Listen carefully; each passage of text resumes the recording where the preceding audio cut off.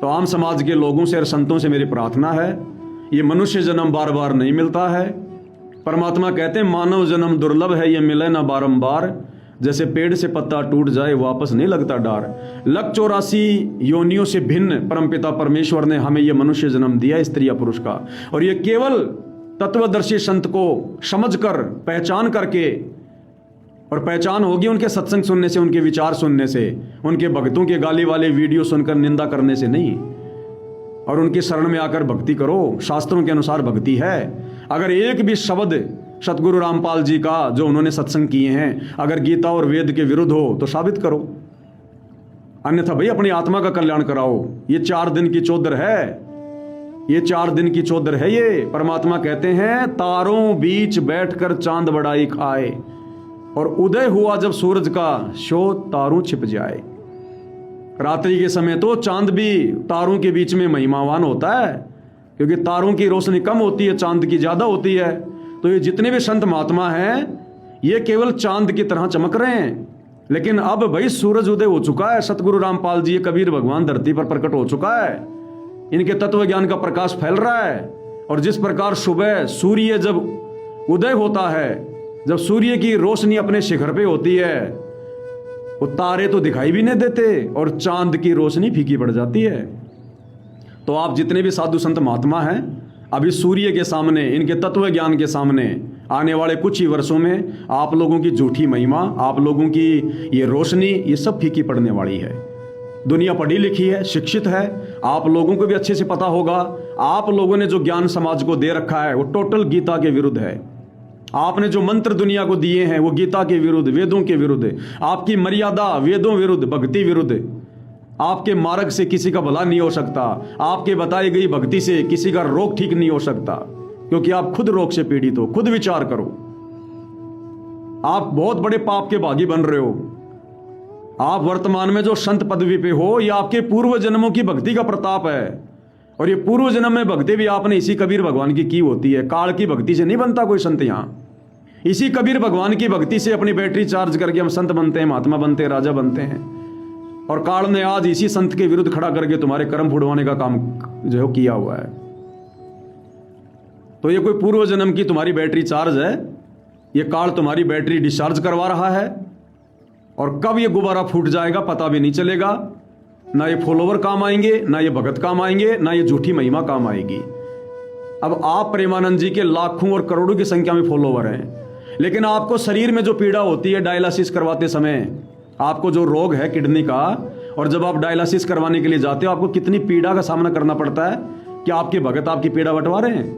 क्या ये आपकी महिमा आपकी पीड़ा को जो है ये कम करवा रही है? नहीं, अपने शरीर का रोग आपने स्वयं ही भोगना पड़ता है।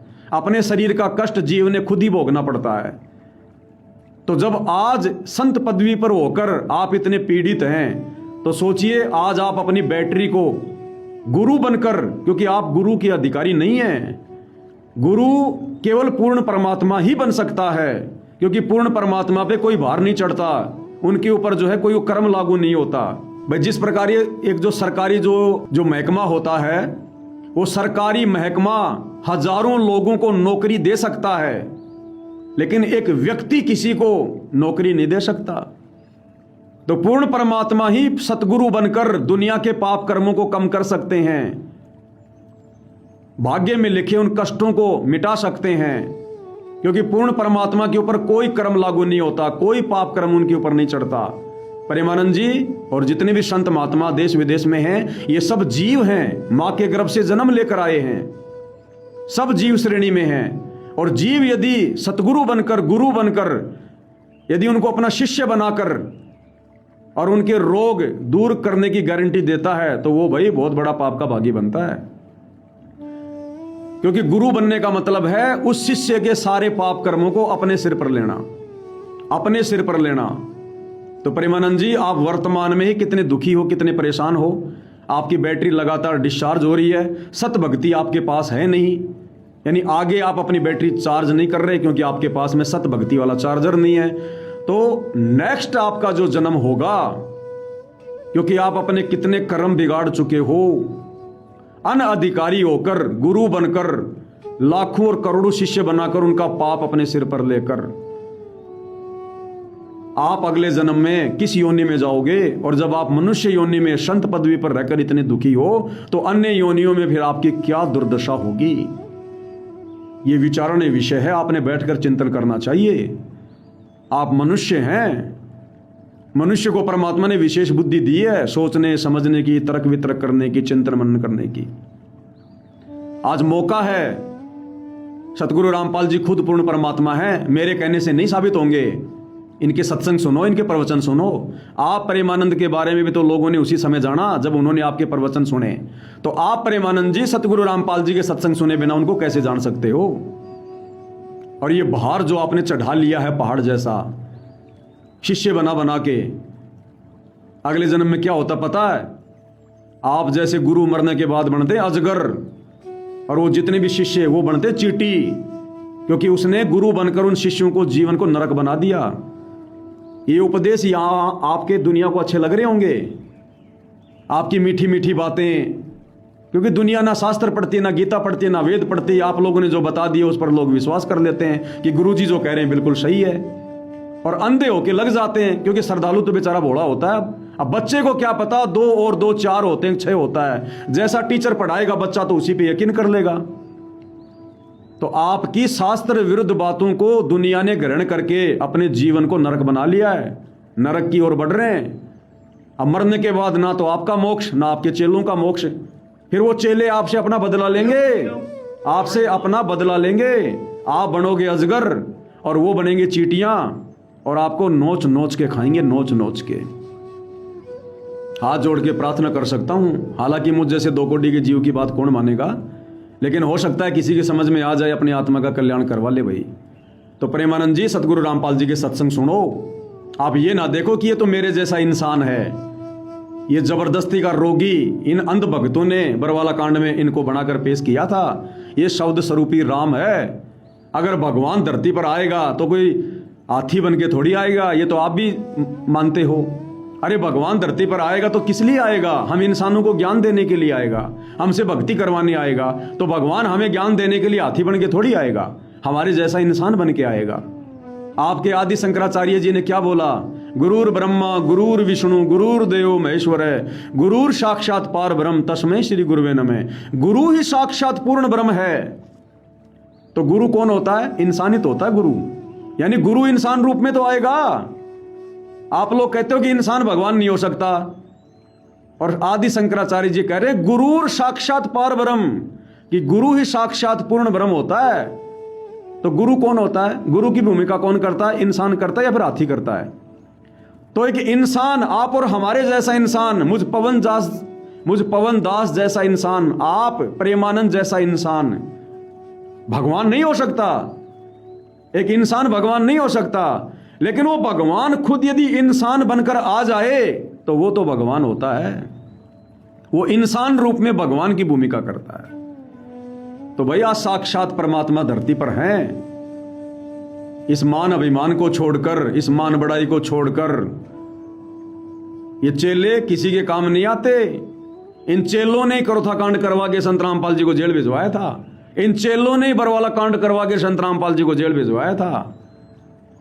जब पूर्ण संत के चेले किसी काम के नहीं, तो आप तो संत की श्रेणी में भी नहीं हो, खाली संत का चोला पहन रखा आपने।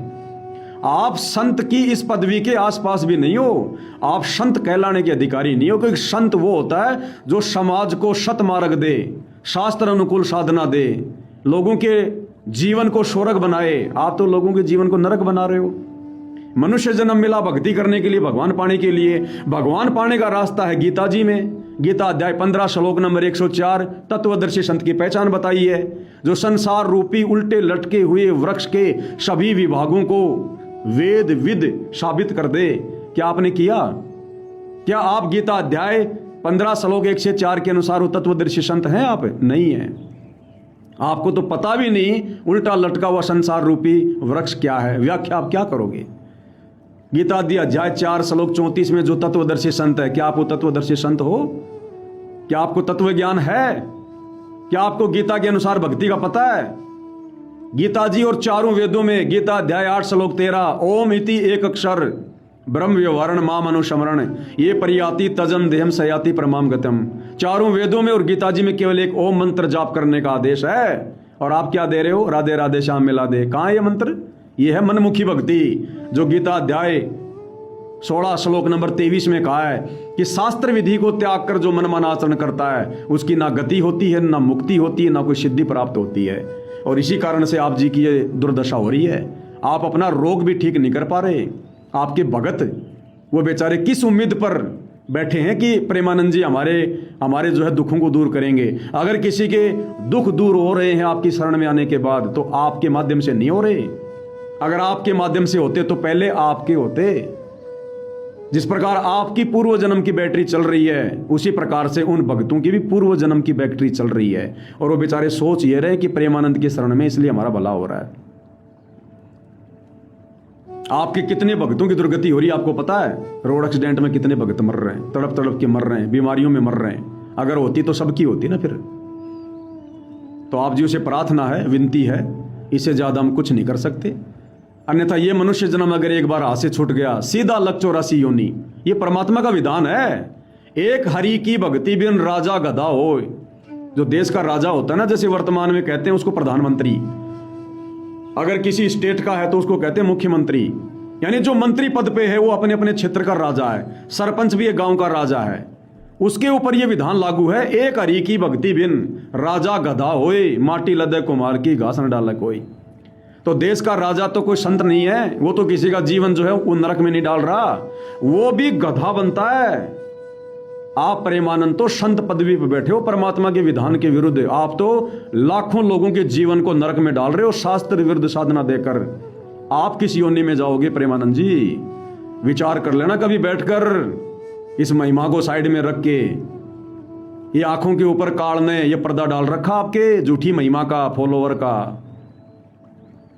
थोड़ा विचार कर लेना इन बातों पे। और ये विचार सतगुरु रामपाल जी के सत्संग सुने बिना नहीं हो सकते, चाहे कोई कितना ज्ञानी और महाध्यानी समझे अपने आप को। केवल प्रार्थना है, विनती है, मानने वाले तो कहां हो, लेकिन कहना हमारा फर्ज है।